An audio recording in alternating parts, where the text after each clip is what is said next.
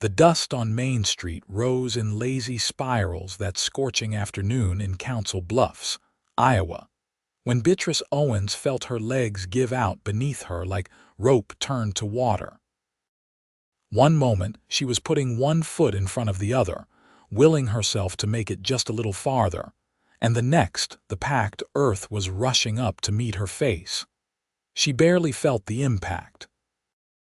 The world had already gone dark around the edges, closing in like curtains at the end of a show she had never wanted to be part of in the first place. Quinlan Morrison had been leading his mare toward the livery stable when he saw the woman crumple. He was 24 years old, lean and weathered from years working cattle ranches across Nebraska and Iowa, and he had seen men drop from heat exhaustion before. But something about the way this woman fell, the complete surrender in her collapse, told him this was more than just the August heat of 1882. He dropped his reins and ran. She was younger than he had thought from a distance, maybe 22 or 23, with dark hair that had come loose from its pins, and now spread across the dirt like spilled ink. Her dress was travel-worn and stained, the kind of plain brown calico that working women wore when they had no choice and no money for better. Her face was pale beneath a layer of dust, her lips cracked from thirst. When he pressed his fingers to her wrist, her pulse fluttered weak and rapid like a trapped bird. "Someone get water," Quinlan called out to the people who had started to gather. A few moved, but most just stared with the morbid curiosity of folks who had little entertainment in their daily lives. He slipped his arm under her shoulders and lifted her, surprised at how light she was, how little there seemed to be of her beneath the fabric. Her head lolled against his chest. The shopkeeper from the mercantile hurried over with a dipper of water, and Quinlan tilted it carefully against her lips. Most of it ran down her chin, but some must have made it through because she coughed weakly. Her eyelids fluttered but did not open. "She needs a bed and proper care," Quinlan said, more to himself than to the watching crowd. He could not just leave her here, and the hotel would want payment up front, which he suspected she did not have. The marshal's office had no facilities for a sick woman. That left only one option, though his sister would likely have words for him about bringing home strays again. He carried the unconscious woman to his mare, who eyed them both with patient acceptance. Getting into the saddle while holding her was awkward, but he managed, settling her across his lap like a child. She weighed hardly anything. When had she last eaten a proper meal? He clicked his tongue and turned the mare toward the road leading out of town. His sister Margaret lived 2 miles outside Council Bluffs on a small homestead she had claimed with her late husband 5 years ago. When Thomas had died of pneumonia the previous winter, everyone expected Margaret to sell up and move back east where she had family. Instead, she had set her jaw in that stubborn way all the Morrisons had, and declared she would work the land herself. At 27, she was strong-willed and capable, and Quinlan had moved his own things into the small bunkhouse on her property to help with the heavier work, though she made it clear she needed no man to rescue her. The ride seemed longer than usual with the woman's shallow breathing against his chest. She stirred once, murmuring something that might have been a name, but did not wake. Quinlan found himself studying her face, the fine bones and long lashes, wondering what circumstances had brought her to collapse alone in the street. No wedding ring on her finger, no jewelry at all, no bag or belongings that he had seen. Just a woman at the end of her rope in a hard town on the edge of the Western Territories. Margaret was in the vegetable garden behind the house when he rode up, her skirts tied back and her sleeves rolled up despite the heat. She looked up at the sound of hooves, shading her eyes, and her expression shifted from welcome to resignation when she saw what he carried. "Quinlan Morrison, tell me you did not," she called out, striding toward him with dirt on her hands and exasperation in her voice. "She collapsed in the street," he said, sliding down from the saddle carefully to keep from jostling his burden. "She needs help, Margaret. Look at her." His sister looked, and her face softened the way it always did when someone needed her, no matter how much she tried to maintain her stern facade. She reached out and touched the woman's forehead, then pressed her palm flat against it. "She is burning up. Bring her inside quickly. Put her in the spare room." The house was small but well kept, the front room serving as both kitchen and sitting area, with 2 bedrooms off to one side. The spare room had been Thomas's study once, but Margaret had converted it into a guest room after his death, perhaps hoping for visitors who rarely came. Quinlan laid the woman on the narrow bed, and Margaret was already moving, fetching water and cloths, her movements quick and efficient. "When did she collapse?" Margaret asked, unbuttoning the woman's dusty dress with practiced fingers. "Maybe 20 minutes ago. She barely took any water when I tried to give her some. She is half-starved from the look of her, and this fever is worrying. Help me get this dress off. We need to cool her down." Working together, they stripped her down to her chemise and drawers, both of which had seen better days. Her collarbone stood out sharply, and her arms were too thin. Margaret made a soft sound of sympathy and began sponging her with cool water while Quinlan went to fetch more from the well. For the next several hours, they took turns sitting with her, changing the water when it grew warm, trickling drops between her lips whenever they could. The fever made her restless, tossing her head and murmuring fragments that made no sense. Once she cried out, a sound of pure anguish that made Quinlan's chest tighten. "Who do you think she is?" Margaret asked during one of their shifts. She was sitting on the edge of the bed, patient as a stone, while Quinlan stood by the window watching the light fade. "I do not know. She had nothing on her, no bag or papers I could see. Running from something, most likely, or someone." Margaret's voice was knowing. She had seen enough of life to understand that women did not usually end up alone and desperate in strange towns by choice. "When she wakes up, we will ask," Quinlan said. "If she wakes up." "She will wake up," Margaret said firmly, as if she could make it so by sheer force of will. "She is young, and she fought hard enough to get this far. She will not give up now." Quinlan hoped his sister was right. He found himself hoping it with an intensity that surprised him. He barely knew this woman, had only seen her for a few moments in the street and carried her here, yet something about her had caught at him. Perhaps it was the way she had fallen, that complete exhaustion of body and spirit. Perhaps it was the dark sweep of her hair or the fine bones of her face. Or perhaps it was simply that she needed help, and he had always been unable to turn away from creatures who needed help, whether they were injured horses or starving dogs or desperate women. The fever broke near dawn. Quinlan had been dozing in the chair by the window when he heard Margaret's voice, soft and soothing, and opened his eyes to see the woman's eyes flutter open. They were brown, he noticed, deep and dark as creek water in shadow. "Easy now," Margaret was saying. "You are safe. You are in my home. My brother found you in town when you collapsed."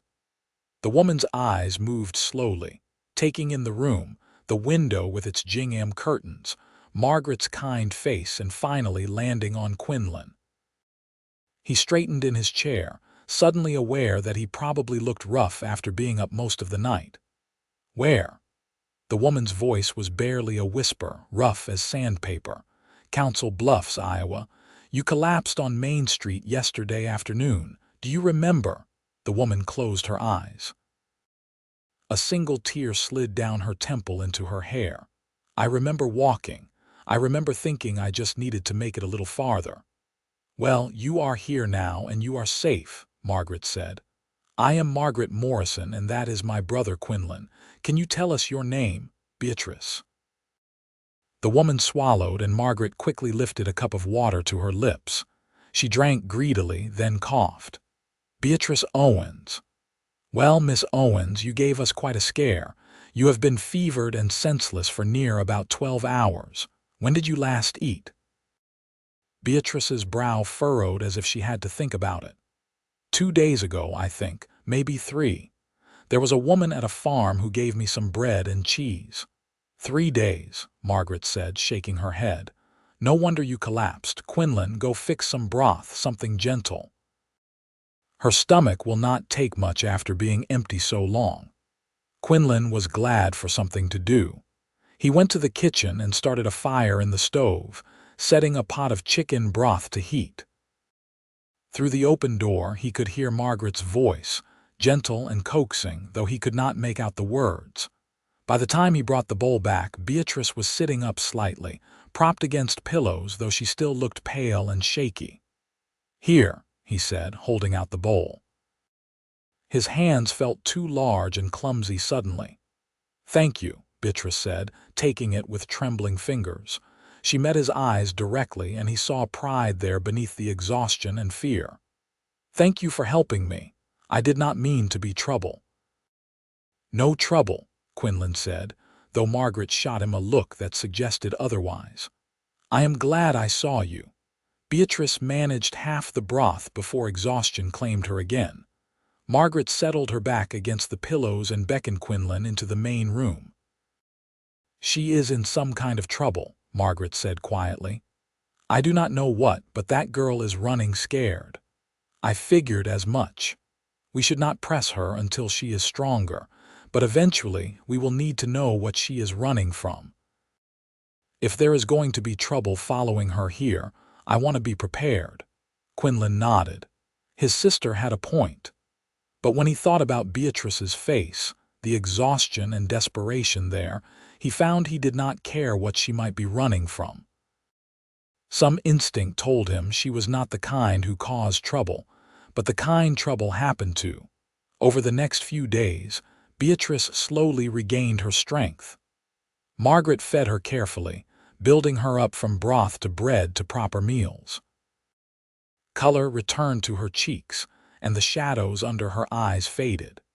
She was still too thin, but no longer looked like a strong wind might blow her away. She did not speak much at first, seeming content to rest and watch through the window as summer unfolded in gold and green across Margaret's land. But Quinlan noticed her eyes following him when he came in from his work, noticed the way she listened when he and Margaret talked over supper. On the 3rd day, when he came in dusty from repairing fence posts, he found Beatrice sitting at the kitchen table, dressed in one of Margaret's spare dresses that hung loose on her frame, folding laundry.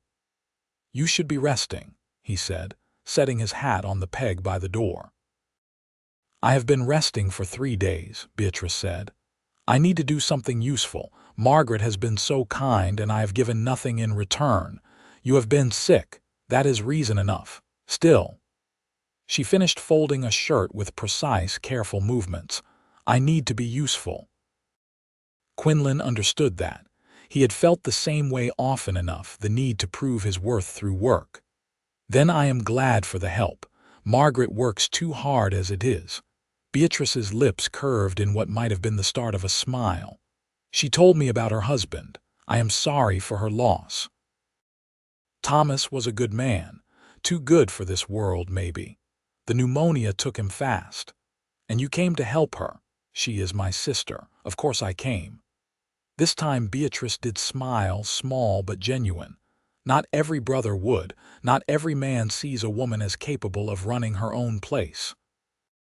Margaret is more capable than most men I know, Quinlan said honestly. I am just here for the heavy lifting. That evening, after supper, Beatrice finally told them her story. They sat around the table while the last light faded outside, and her voice was steady though her hands twisted together in her lap. She had been living in Chicago, working as a seamstress in a dress shop. The pay was poor, but she had managed, living in a boarding house with other working women, saving what little she could. Then 6 months ago, a man named Victor Hartley had started coming into the shop. He was wealthy, well-dressed, charming when he wanted to be. He had paid attention to her, and she, lonely and flattered, had been foolish enough to respond. "I thought he cared for me," she said, staring at her hands. "I thought he wanted to court me properly, but he wanted something else. And when I refused him, when I made it clear I would not be that kind of woman, he became angry. He said no one refused him. He said he would ruin me if he could not have me." She had tried to ignore him, but he had gotten her dismissed from the shop, spreading rumors that she had stolen from customers. Then he had gotten her thrown out of her boarding house with more lies. Every time she found new work or a new place to stay, he found out and destroyed it. "I realized he would never stop," Beatrice said. "So I took what little money I had left and I ran. I thought if I could get far enough away, somewhere he would not think to look, I could start over." She looked up at them, her eyes bright with unshed tears. "I made it as far as Council Bluffs before my money ran out and my strength gave up." Margaret reached across the table and took her hand. "You are safe here. Men like that, they rarely chase someone as far as Iowa. And if he does come looking, well, he will find out that we do things differently out here." "I do not want to bring trouble to you," Beatrice said. "You have already done so much." "You are no trouble," Quinlan said, and meant it. The anger he felt toward this Victor Hartley surprised him with its intensity. What kind of man terrorized a woman for refusing him? "You stay as long as you need. Help Margaret around the house if it makes you feel better, but you do not owe us anything." Beatrice looked at him for a long moment, something shifting in her expression. "Why are you being so kind to me?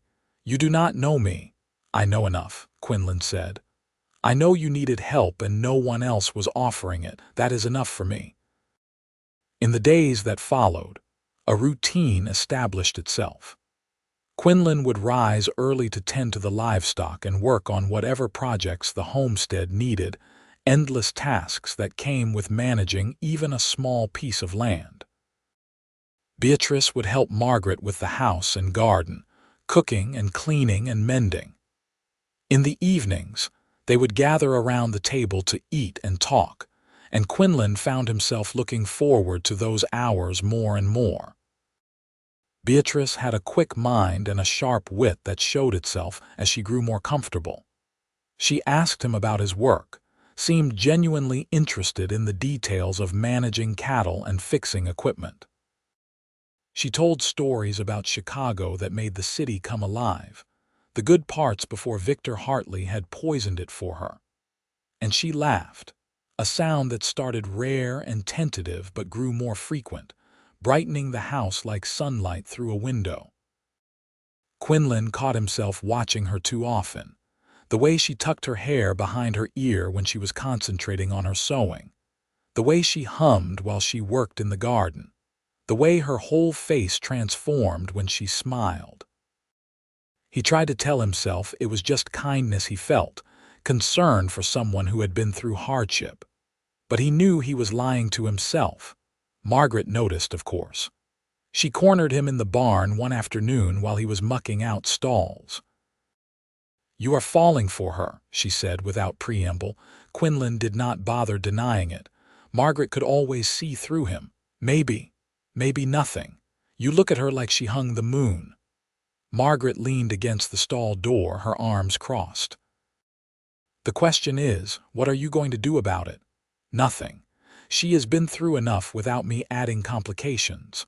Or maybe she needs to know that not all men are like the one who hurt her." Margaret's voice was gentle. "Just think about it, Quinlan. That girl needs someone good in her life. And you need to stop acting like you do not deserve good things." Over the following weeks, Quinlan tried to follow his sister's advice, though it felt awkward and terrifying. He was good with horses and cattle, comfortable with rope and leather and the solid reality of physical work.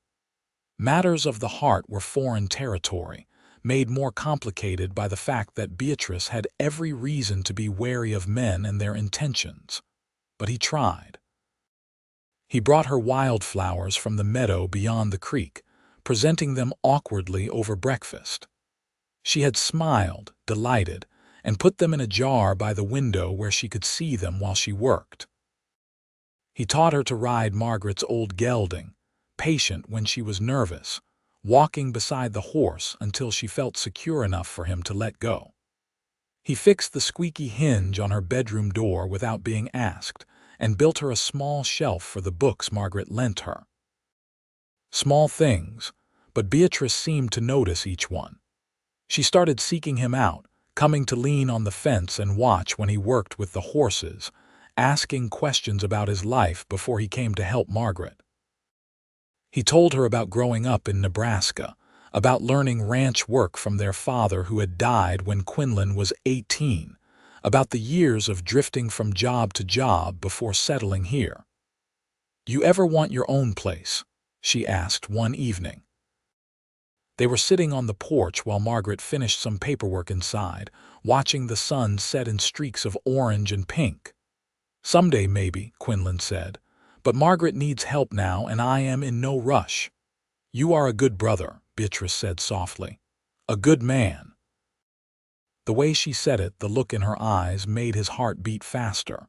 "I try to be." "You are." She hesitated, then said, "I was afraid of you at first, not you specifically but the situation.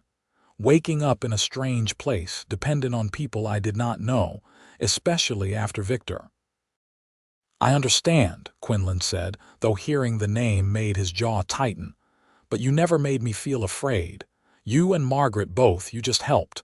No expectations, no demands. I did not know men could be like that." She turned to look at him fully. "Thank you for showing me they could be." Quinlan wanted to tell her that she did not need to thank him, that he would do far more than he had already done if she asked. He wanted to tell her that she had become the first thing he thought of in the morning and the last thing on his mind at night. But the words stuck in his throat, so he just nodded and said, "You are welcome." August faded into September. The heat eased slightly, the nights growing cool enough to need blankets. Beatrice had filled out, her cheeks round and healthy, her arms stronger from helping with the work. She wore her hair in a simple braid down her back, and Margaret's dresses had been taken in to fit her properly.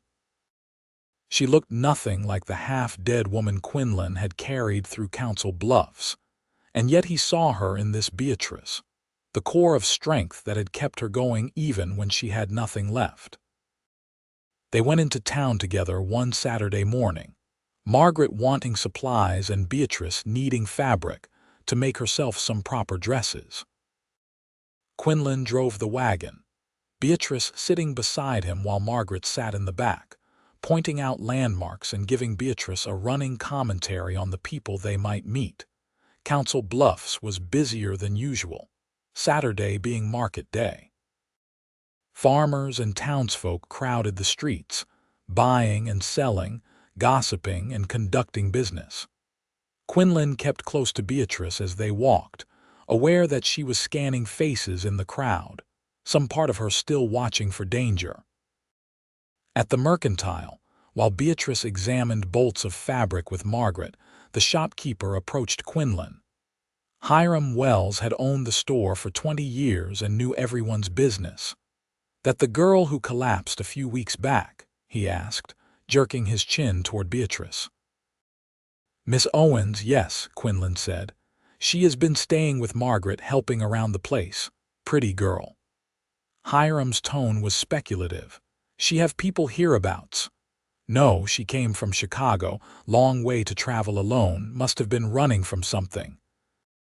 It was not quite a question, but the curiosity was clear. Quinlan felt his temper stir. "Or towards something. Not everyone who comes west is running away." Hiram held up his hands. "No offense meant. Just natural to wonder is all." Quinlan made himself nod and turned away before he said something he would regret. Beatrice had finished selecting her fabric, and he paid for it over her protests, then ushered both women out of the store. "Hiram Wells is a gossip," Margaret said once they were outside. "Do not let him bother you." He was asking about Beatrice. Of course he was. New woman in town, staying with an unmarried man, even if his sister is there too. People will talk. Let them. Margaret's voice was unconcerned, but Beatrice had gone quiet. On the ride home, Quinlan found himself thinking about what Hiram had implied. It was true that Beatrice staying with them, even with Margaret as chaperone, might cause talk. In a small town, reputation mattered, especially for women. The last thing he wanted was for Beatrice to be hurt by rumors because she had accepted their help. That night, after Margaret had gone to bed, he found Beatrice still sitting at the table, working on cutting out pattern pieces by lamplight. She looked up when he came in from checking on the horses one last time. "You should rest," he said. "That can wait until morning." "I do not sleep well sometimes," she admitted. "Too many dreams." Quinlan poured himself coffee from the pot on the stove and sat across from her. "Bad ones." "Sometimes. Sometimes I dream that Victor found me, that he is dragging me back to Chicago. Sometimes I dream that I am still walking, that I never collapsed, that I am still alone on that road." She set down her scissors. "And sometimes I dream about being here, and those are good dreams. But then I wake up afraid it is not real." "It is real," Quinlan said. "You are here and you are safe. Because of you." Her eyes met his across the table. "You could have left me in that street. Most people would have." "I am not most people." "No, you are not." She reached across the table and, after a moment's hesitation, placed her hand over his. Her fingers were warm, her touch light. "Quinlan, I need to tell you something." His heart was suddenly pounding. "All right." "I am not afraid anymore," she said. "Not of being here, not of you or Margaret, not of the future. For the first time in longer than I can remember, I feel safe, and it is not just safety I feel." She took a breath. "I care about you. More than I should, probably, considering everything, but I needed you to know." Quinlan turned his hand over, lacing his fingers through hers. "I care about you too. I have since the day I found you. Maybe even since I saw you fall, and something in me knew I could not just walk away. Even knowing what a mess I am, what trouble might follow me, you are not a mess. You are someone who survived something hard and kept going. That is courage, Beatrice. And as for trouble, if it comes, we will face it. Together, if you will have me." Her smile was tremulous, her eyes bright with tears that did not fall. "I will have you if you are sure." "I am sure."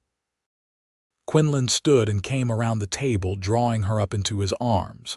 She came willingly, resting her head against his chest, and he held her carefully like something precious. "I am very sure." They stood like that for a long moment, and Quinlan felt something in his chest loosen and settle, like a piece of himself he had not known was missing sliding into place. When Beatrice finally pulled back to look up at him, he cupped her face in his hand, his thumb brushing her cheek. "I want to do this right," he said. "Court you properly, I mean. I know the circumstances have been unusual, but you deserve to be courted right." Beatrice laughed softly. "Quinlan Morrison, I am living in your sister's house without a penny to my name and a man in Chicago who would like to ruin me. There is nothing proper about any of this." "Then we will make our own proper," he said, and kissed her. It was a gentle kiss, careful and questioning, and when she kissed him back, her hands coming up to rest on his shoulders, Quinlan felt like he could take on the world. When they finally broke apart, both a little breathless, he rested his forehead against hers. "We should probably tell Margaret," Beatrice said. "She already knows." "She does. She is my sister. She always knows." As if summoned, Margaret's voice came from her bedroom. "You are right, I do know, and I am happy for you both. Now let the poor girl get some sleep, Quinlan." They both laughed, and Beatrice squeezed his hands before heading to her room. Quinlan stood in the kitchen for a long time after, grinning like a fool and not caring. Courting while living under the same roof was both easier and harder than Quinlan had imagined. Easier because they saw each other every day, worked side by side, shared meals and conversation. Harder because he wanted to kiss her again, and propriety demanded he restrain himself, at least when Margaret was around. But he found ways. He would take Beatrice riding, just the two of them, out to the far pastures or along the creek. They would talk for hours about everything and nothing, learning each other's thoughts and dreams. She told him about the mother she had lost when she was 12, the father who had drunk himself to death 2 years later, leaving her alone at 14 to make her own way. He told her about the loneliness of ranch work, the transient life before he had come to help Margaret, the way he had never felt settled anywhere until now. "I used to think settling was giving up," he said one afternoon. They were sitting by the creek, their horses grazing nearby, their boots off and their feet in the cool water. That real men kept moving, kept looking for the next job, the next challenge. "What changed your mind, Margaret, at first?" "Seeing how hard she worked to keep this place, how much it meant to her, made me realize that staying and building something takes more courage than leaving." He looked at her. "And then you came, and I realized there are things worth staying for that have nothing to do with land or work." Beatrice leaned her head on his shoulder. "I am glad you stayed. So am I." October arrived with frost in the mornings and the trees turning gold and red. They harvested the last of the garden, Beatrice working alongside Margaret to preserve what they could for the winter. Quinlan prepared the barn for the cold months ahead, making sure everything was tight and secure. There was a rhythm to the work, a satisfaction in preparing for winter as a team. One evening, Quinlan asked Beatrice to marry him.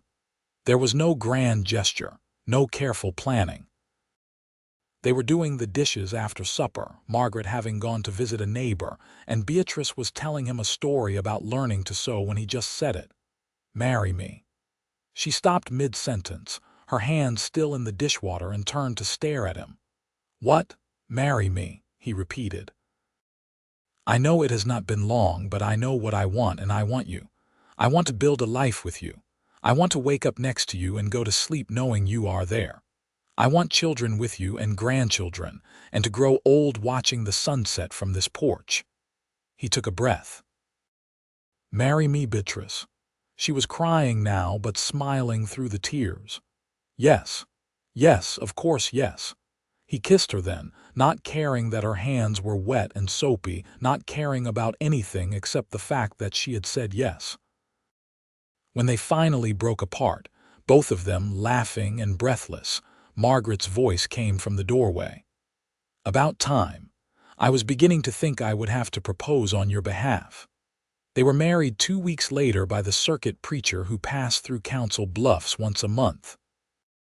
It was a small ceremony in Margaret's front room, with half a dozen neighbors as witnesses.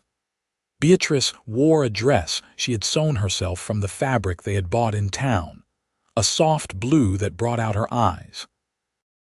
Quinlan wore his best shirt and vest, his hair slicked back, feeling more nervous than he had ever been facing down an angry bull. But when Beatrice came to stand beside him, her hand slipping into his, all the nervousness faded. This was right.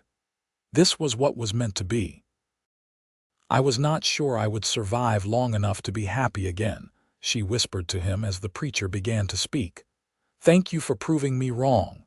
"You saved yourself," Quinlan whispered back. "I just gave you a hand up." The preacher cleared his throat, and they both tried to look attentive, though Quinlan was more focused on Beatrice's hand in his, warm and real and solid. When the preacher finally pronounced them husband and wife, Quinlan kissed her thoroughly, to the applause and laughter of their small audience. The celebration was simple but joyful. Margaret had made a cake, the neighbors brought food and drink, and someone produced a fiddle. They danced in the front room, Quinlan holding Beatrice close, neither of them particularly skilled but not caring. This was their beginning, rough around the edges but real. That night, alone in what was now their shared room, Beatrice stood by the window looking out at the moonlit land. Quinlan came to stand behind her, wrapping his arms around her waist and resting his chin on her shoulder. "Are you happy?" he asked. "I did not think I could be this happy," she said. "After everything that happened, I thought that part of me was broken, but you made me whole again." "We made each other whole," Quinlan said. "You gave me a reason to stay in one place, to build something permanent. You gave me a home that is more than just a house." She turned in his arms to face him, her eyes searching his. "I love you, Quinlan Morrison. I love you too, Beatrice Morrison." They made love for the first time that night, gentle and unhurried, learning each other with wonder and care. Afterward, lying tangled together in the darkness, Quinlan felt a contentment he had never known existed. This woman had come into his life as a stranger collapsing in the street, and now she was his wife, his partner, his home. Life settled into a new rhythm. Beatrice took on more of the household responsibilities, working with Margaret to manage the house and the garden, canning and preserving, cooking and cleaning. But she also helped outside when needed, proving herself capable with animals and unafraid of hard work.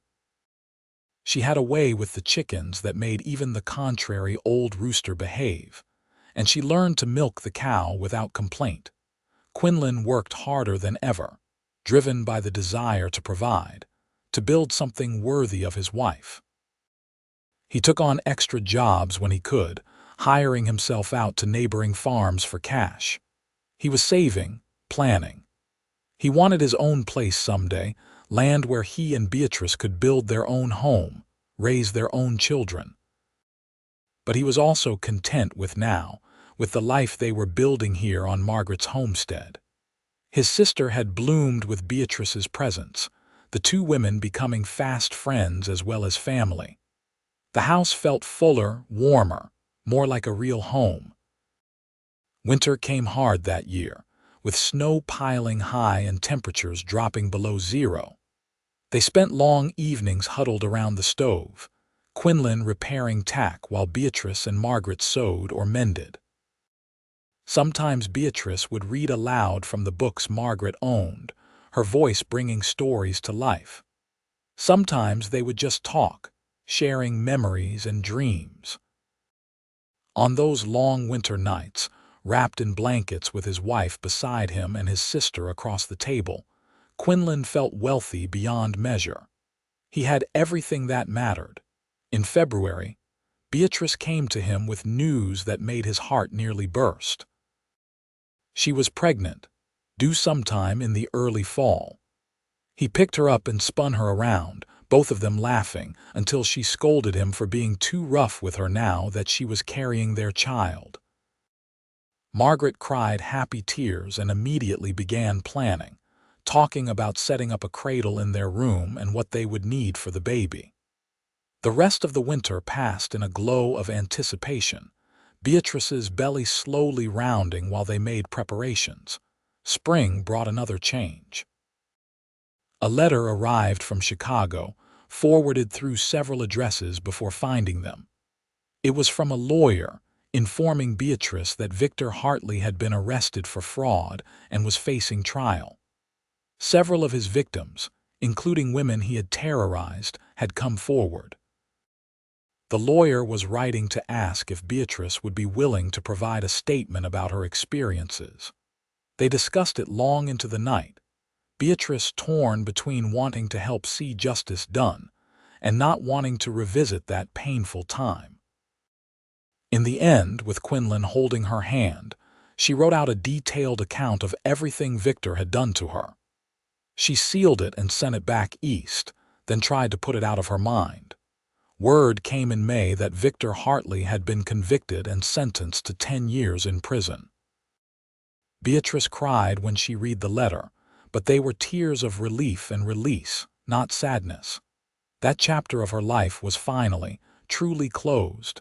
Summer brought new life to the homestead. The garden flourished under Beatrice's care, and the chickens produced more eggs than they had in years. Quinlan managed to buy 3 more cows, building their small herd.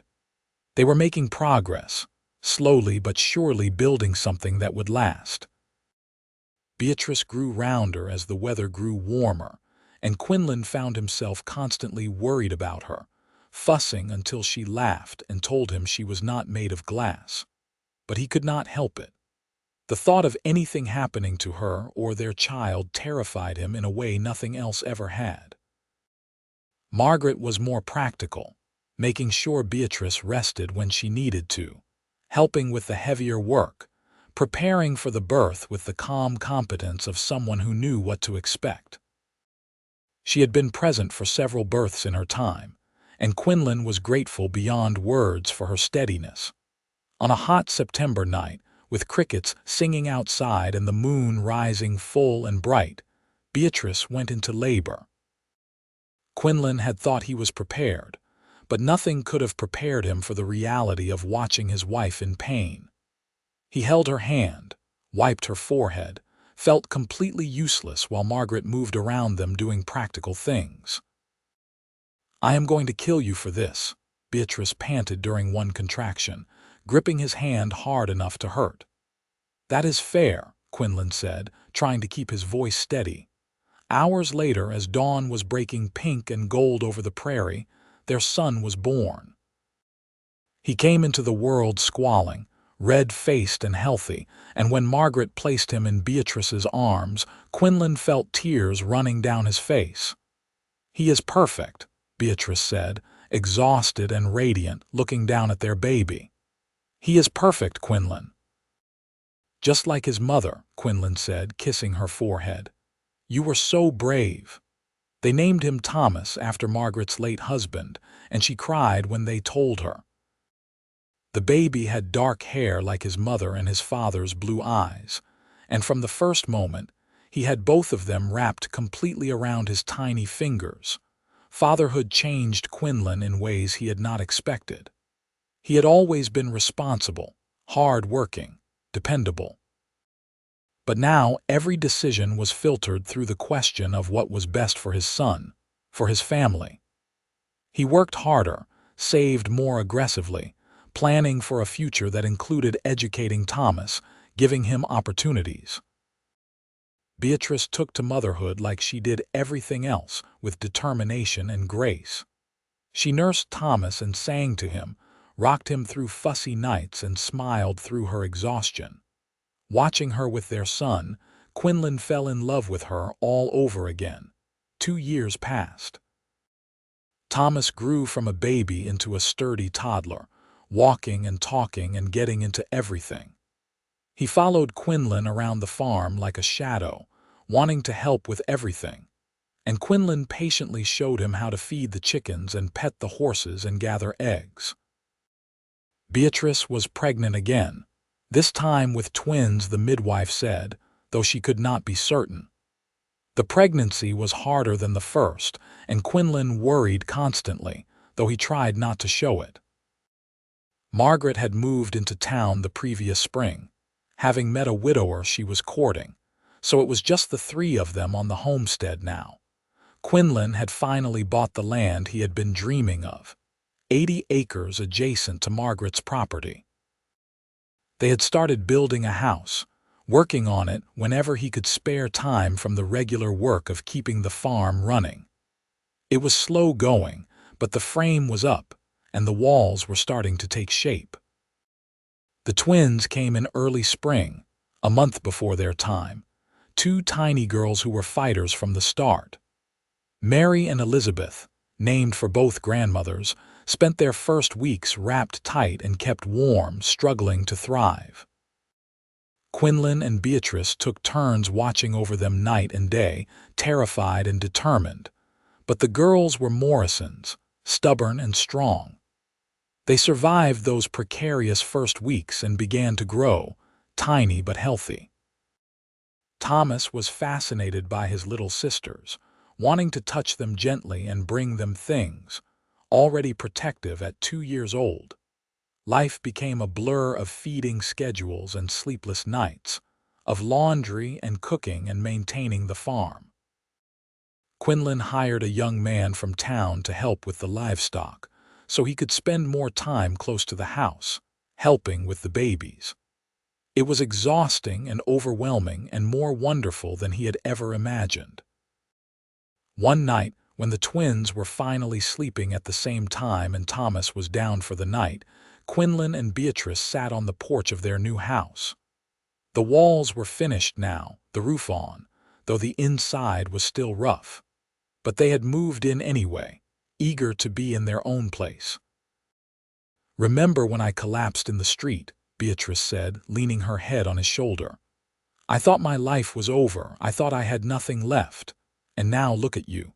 A husband, 3 children, a home of your own." "We were both wrong that day, you and I," she said.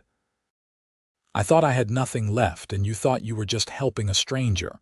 But really, we were finding each other. We were finding our future." Quinlan wrapped his arm around her, pulling her close. "Best day of my life, seeing you fall in that street.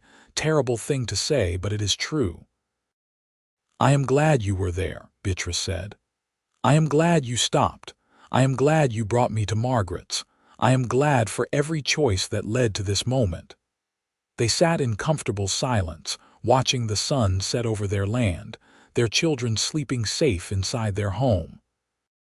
It was not an easy life, farming in Iowa in the 1880s. There would be hard times ahead, droughts and storms and the endless work of coaxing a living from the land. But they would face it together, and that made all the difference. Years continued to pass, marked by the changing seasons and the growing of their children. Thomas grew tall and serious, helping his father with the farm work as soon as he was old enough. The twins were mischievous and inseparable, always getting into things together. 2 more children followed, another boy they named James and a daughter named Catherine, filling the house with noise and laughter. Margaret married her widower, a gentle man named Robert who owned the general store in Council Bluffs. They came to visit often, bringing supplies and news from town. Margaret and Beatrice would sit together for hours, talking and laughing, while the children played around them. The farm prospered slowly but steadily. Quinlan built a new barn and bought more cattle. Beatrice kept chickens and sold eggs in town, and started a small business making dresses for women who could afford such luxuries. Between them, they built something solid and lasting. Sometimes, on quiet evenings, Beatrice would tell the children the story of how she and Quinlan had met. She never mentioned Victor Hartley by name, just said she had been traveling when she got sick.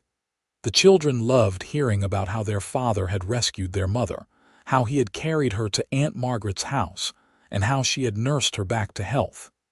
"You fell in love when Mama was sick?" Thomas asked when he was 10, scandalized and fascinated. "I fell in love with her courage," Quinlan said. "She had been through something terrible, but she kept going. She did not give up. That is what I loved first. And I fell in love with his kindness," Beatrice added. "He helped me when he did not have to, expected nothing in return. That is a rare thing in this world." The children would sit rapt, listening to the story of their parents' courtship, how Quinlan had courted Beatrice while she lived with Aunt Margaret, how he had proposed while they were doing dishes. It became a family legend, romantic and pure, the foundation stone of the family they had built. In 1895, when Quinlan was 37 and Beatrice was 35, they took a trip back to Chicago.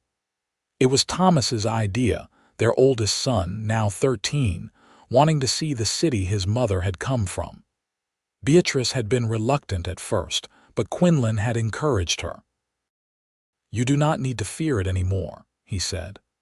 "What happened there is long past.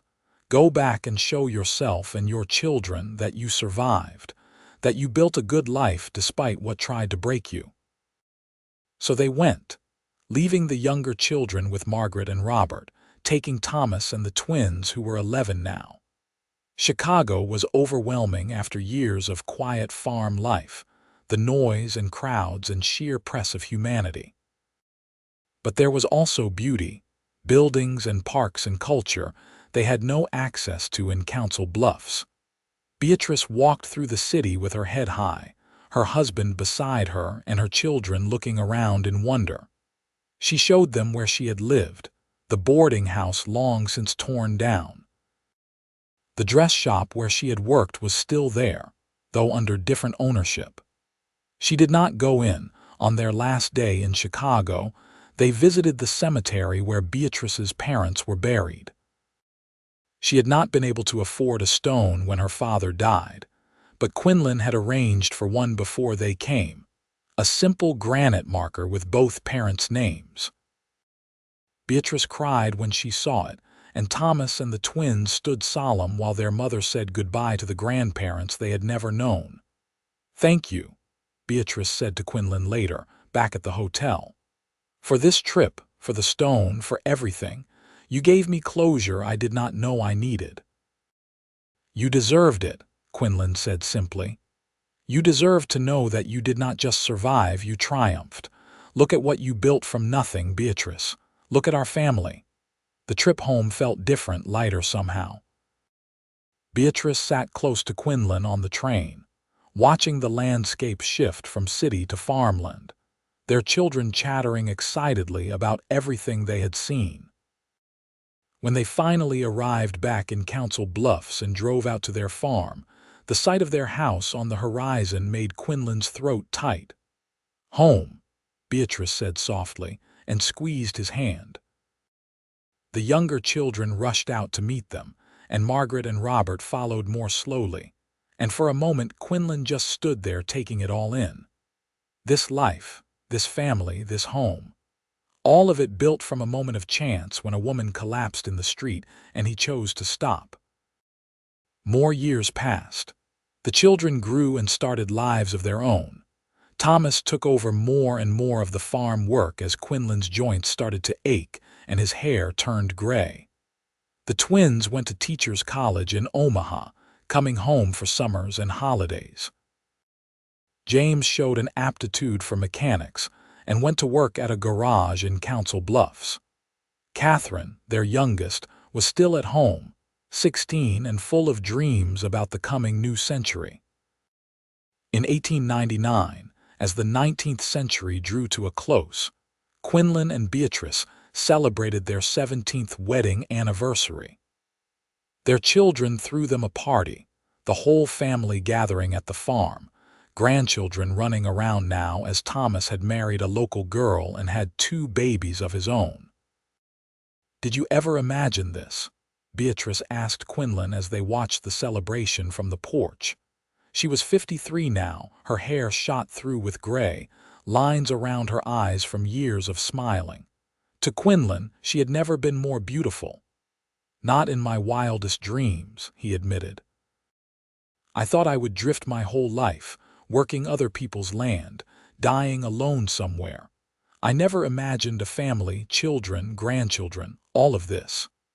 I never imagined surviving," Beatrice said quietly. "When I was walking toward Council Bluffs, starving and exhausted, I was not sure I would see another day. Sometimes I think about that woman I was, and I want to tell her it will be okay. That in a few hours, she will meet a man who will change everything." Quinlan took her hand, lacing their fingers together the way he had that first night when she told him she cared for him. "You saved yourself, Beatrice. I was just the one lucky enough to be there when you did." She turned to look at him, her eyes bright. "We saved each other. That is the truth of it. I was dying in that street, and you were drifting without purpose. We gave each other a reason to live, to build, to hope." As the sun set over their land, painting the sky in shades of orange and gold, their family around them laughing and loving, Quinlan Morrison knew he was the richest man in the world. Not in money or possessions, but in the things that truly mattered. The new century came, bringing changes they could not have imagined when they first met. Automobiles started appearing in Council Bluffs, and electricity was being installed in town. The world was transforming, becoming something new and different. But on their farm, surrounded by their family, Quinlan and Beatrice held fast to the things that did not change: love, family, hard work, and the satisfaction of a life well lived. In 1910, when Quinlan was 52 and Beatrice was 50, they became great-grandparents for the first time. Thomas's oldest daughter had married young and had a baby boy. Holding the tiny infant, Quinlan marveled at the chain of life that had led to this moment. If he had not stopped that day in Council Bluffs, if he had ridden past a collapsing woman in the street, none of this would exist. "What are you thinking?" Beatrice asked. She was sitting beside him, watching as he held their great-grandson. "I am thinking about fate," Quinlan said. "About how one moment, one choice can change everything. If I had been 5 minutes earlier or later that day, I would have missed you. All of this would never have existed. But you were not early or late," Beatrice said. "You were exactly where you needed to be when you needed to be there. And so was I, even though it did not feel that way at the time." "Do you ever think about him?" Quinlan asked. He rarely mentioned Victor Hartley, but sometimes he wondered if the man who had nearly destroyed Beatrice ever crossed her mind. "Not anymore," Beatrice said honestly. "He took months of my life, months of fear and pain and running, but you gave me decades of love and happiness. He lost. I won. We won." She was right, of course. They had won in every way that mattered. They had built a life together, raised good children who were now raising good children of their own. They had loved each other through hard times and easy ones, through sickness and health, through everything life had thrown at them. The years continued to pass, as years do. They slowed down, letting Thomas run the farm while they sat on their porch and watched. Beatrice's hands grew too stiff for sewing, so she taught her granddaughters instead. Quinlan's back ached too much for heavy work, so he advised and supervised and passed down his knowledge. Margaret died in 1918, peacefully in her sleep at the age of 63. They buried her next to Thomas, her first husband, at her request. Robert mourned her deeply but found comfort in the large family the Morrisons had become, spending his remaining years as a beloved grandfather figure to children and grandchildren alike. In 1920, Beatrice became ill. It started as a cold that would not go away and turned into pneumonia. Quinlan sat by her bedside day and night, holding her hand, talking to her, remembering their life together. The doctor came and did what he could, but they both knew there was little to be done. She was 60, and she had lived a full life. "I am not afraid," she told Quinlan one evening. The whole family had been in to see her, children and grandchildren and great-grandchildren, saying their goodbyes. Now it was just the two of them in the bedroom they had shared for so many years. "You have never been afraid of anything," Quinlan said, though his heart was breaking. "Not since the day I met you." "I was terrified the day you met me," Beatrice said, and laughed weakly. "I was afraid I was dying alone in a strange place. And then I woke up in Margaret's house and you were there, and somehow I knew it would be all right." "It was better than all right," Quinlan said. "It was perfect. Not perfect. We had hard times too. Remember the drought of '99, the year we nearly lost everything. And you kept us going with your egg money and your sewing. You always knew how to make ends meet. We made a good team," Beatrice said. Her breathing was labored now, and Quinlan knew she did not have much time. "Promise me you will not give up after I am gone. Promise me you will keep living." "I do not know how to live without you," Quinlan said, tears running down his face. "You will figure it out. You are strong, and you have all of them." She gestured weakly toward the door beyond which their family waited. "They need you still. Be there for them." "I promise," Quinlan said. I promise I will keep going. Beatrice smiled, the same smile that had lit up his life for nearly 40 years. I love you, Quinlan Morrison. Thank you for stopping that day. Thank you for saving me. You saved me too, Quinlan said. You were the best thing that ever happened to me. She squeezed his hand once more, and then her breathing slowed, and then stopped.